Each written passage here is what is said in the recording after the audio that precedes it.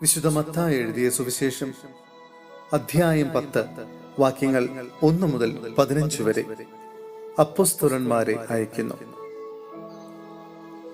അവൻ തന്റെ 12 ശിഷ്യന്മാരെ വിളിച്ച് അശുദ്ധാത്മാക്കളെ ബഹിഷ്കരിക്കാനും എല്ലാ രോഗങ്ങളും വ്യാധികളും സുഖപ്പെടുത്താനും അവർക്ക് അധികാരം നൽകി. ആ 12 അപ്പൊസ്തലന്മാരുടെ പേരുകൾ: ഒന്നാമൻ പത്രോസ് എന്ന് വിളിക്കപ്പെടുന്ന ശിമിയോൻ, അവന്റെ സഹോദരൻ അന്ത്രയോസ്, സെബദിയുടെ പുത്രനായ യാക്കോബ്, അവന്റെ സഹോദരൻ യോഹന്നാൻ, പീലിപ്പോസ്, ബർത്തലോമിയോ, തോമസ്, ചുങ്കക്കാരൻ മത്തായി, ഹൽപ്പയുടെ പുത്രൻ യാക്കോബ്, തദേവൂസ്, ഖാനാൻകാരൻ ശിമിയോൻ, യേശുവിനെ ഒറ്റിക്കൊടുത്ത യൂദാസ്കറിയോത്ത. ഈ 12 പേരെയും യേശു ഇപ്രകാരം ചുമതലപ്പെടുത്തി അയച്ചു: നിങ്ങൾ വിജാതീയരുടെ അടുത്തേക്ക് പോകരുത്, സമരിയാക്കാരുടെ പട്ടണത്തിൽ പ്രവേശിക്കുകയും വരുത്. പ്രത്യുത ഇസ്രായേൽ വംശത്തിലെ നഷ്ടപ്പെട്ടു പോയ ആടുകളുടെ അടുത്തേക്ക് പോകുമ്പോൾ സ്വർഗരാജ്യം സമീപിച്ചിരിക്കുന്നു എന്ന് പ്രസംഗിക്കുവിൻ. രോഗികളെ സുഖപ്പെടുത്തുകയും മരിച്ചവരെ ഉയർപ്പിക്കുകയും കുഷ്ഠരോഗികളെ ശുദ്ധരാക്കുകയും പിശാചുക്കളെ ബഹിഷ്കരിക്കുകയും ചെയ്യുവിൻ. ദാനമായി നിങ്ങൾക്ക് കിട്ടി ദാനമായി തന്നെ കൊടുക്കുവിൻ. നിങ്ങളുടെ അരപ്പട്ടയിൽ സ്വർണമോ വെള്ളിയോ ചെമ്പോ കരുതി വയ്ക്കരുത്. യാത്രയ്ക്ക് സഞ്ചിയോ 2 ഉടുപ്പുകളോ ചെരുപ്പോ വടിയോ കൊണ്ടുപോകരുത്. വേല ചെയ്യുന്നവൻ ആഹാരത്തിന് അർഹനാണ്. നിങ്ങൾ ഏതെങ്കിലും പട്ടണത്തിലോ ഗ്രാമത്തിലോ പ്രവേശിക്കുമ്പോൾ അവിടെ യോഗ്യതയുള്ളവൻ ആരെന്ന് അന്വേഷിക്കുകയും അവിടം വിടുന്നതുവരെ അവനോടുകൂടെ താമസിക്കുകയും ചെയ്യുവൻ. നിങ്ങൾ ആ ഭവനത്തിൽ പ്രവേശിക്കുമ്പോൾ അതിനെ സമാധാനം ആശംസിക്കണം. ആ ഭവനം അർഹതയുള്ളതാണെങ്കിൽ നിങ്ങളുടെ സമാധാനം അതിൽ വസിക്കട്ടെ. അർഹതയില്ലാത്തതെങ്കിൽ നിങ്ങളുടെ സമാധാനം നിങ്ങളിലേക്ക് തന്നെ മടങ്ങട്ടെ. ആരെങ്കിലും നിങ്ങളെ സ്വീകരിക്കാതെയോ നിങ്ങളുടെ വചനം ശ്രവിക്കാതെയോ ഇരുന്നാൽ ആ ഭവനം അഥവാ പട്ടണം വിട്ടു പോരുമ്പോൾ നിങ്ങളുടെ പാദങ്ങളിലെ പൊടി തട്ടിക്കളയുക.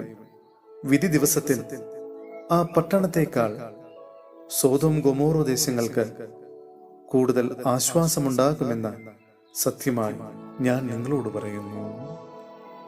സഹോദരരെ, വെളിപാടിന്റെ പുസ്തകത്തിൽ നിന്നുള്ള വായന അധ്യായം 21 വാക്യങ്ങൾ 9 മുതൽ 21 വരെ. സ്വർഗീയ ജെറൂസലേം. അവസാനത്തെ 7 മഹാമാരികൾ നിറഞ്ഞ 7 പാത്രങ്ങൾ പിടിച്ചിരുന്ന 7 ദൂതന്മാരിൽ ഒരുവൻ വന്ന് എന്നോട് പറഞ്ഞു: വരൂ, കുഞ്ഞാടിന്റെ മണവാട്ടിയെ നിനക്ക് ഞാൻ കാണിച്ചു തരാം. അനന്തരം അവൻ ഉയരമുള്ള വലിയൊരു മലയിലേക്ക് ആത്മാവിൽ എന്നെ കൊണ്ടുപോയി. സ്വർഗത്തിൽ നിന്ന്, ദൈവസന്നിധിയിൽ നിന്ന് ഇറങ്ങി വരുന്ന വിശുദ്ധ നഗരിയായ ജെറൂസലേമിനെ എനിക്ക് കാണിച്ചു തന്നു. അതിന് ദൈവത്തിന്റെ തേജസ് ഉണ്ടായിരുന്നു. അതിന്റെ തിളക്കം അമൂല്യമായ രത്നത്തിനും സൂര്യകാന്ത കല്ലിനുമൊപ്പം. അത് സ്ഫടികം പോലെ നിർമ്മലം. അതിന് ബൃഹത്തും ഉന്നതവുമായ മതിലും 12 കവാടങ്ങളും ഉണ്ടായിരുന്നു. ആ കവാടങ്ങളിൽ 12 ദൂതന്മാർ. കവാടങ്ങളിൽ ഇസ്രായേൽ മക്കളുടെ 12 ഗോത്രങ്ങളുടെ പേരുകൾ എഴുതപ്പെട്ടിരുന്നു. കിഴക്ക് 3 കവാടങ്ങൾ, വടക്ക് 3 കവാടങ്ങൾ, തെക്ക് 3 കവാടങ്ങൾ, പടിഞ്ഞാറ് 3 കവാടങ്ങൾ. നഗരത്തിന്റെ മതിലിന് 12 അടിസ്ഥാനങ്ങൾ ഉണ്ടായിരുന്നു.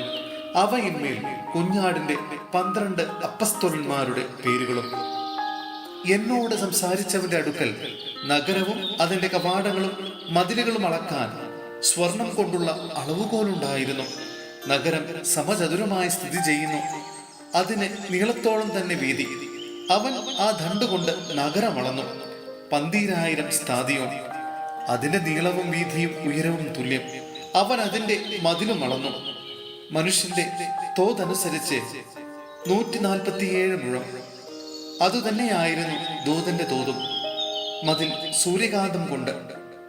നഗരം തനി സ്വർണം കൊണ്ട് നിർമ്മിച്ചതും സ്ഫടിക തുല്യം നിർമ്മലവുമായിരുന്നു. നഗരമതിലിന്റെ അടിസ്ഥാനങ്ങൾ എല്ലാത്തരം രത്നങ്ങൾ കൊണ്ട് അലങ്കൃതം. ഒന്നാമത്തെ അടിസ്ഥാനം സൂര്യകാന്തം, രണ്ടാമത്തേത് ഇന്ദ്രനീലം, മൂന്നാമത്തേത് വൈഢൂര്യം, നാലാമത്തേത് മരതകം, അഞ്ചാമത്തേത് ഗോമേതകം, ആറാമത്തേത് മാണിക്യം, ഏഴാമത്തേത് ചന്ദ്രകാന്തം, എട്ടാമത്തേത് പത്മരാഗം, ഒമ്പതാമത്തേത് പുഷ്യരാഗം, പത്താമത്തേത് പവിഴം, 11-ാമത്തേത് വജ്രം, 12-ാമത്തേത് സൗഗന്ധികം. 12 കവാടങ്ങൾ 12 മുത്തുകളായിരുന്നു. കവാടങ്ങളിൽ ഓരോന്നും ഓരോ മുത്തുകൾ കൊണ്ട് ഉണ്ടാക്കപ്പെട്ടിരുന്നു.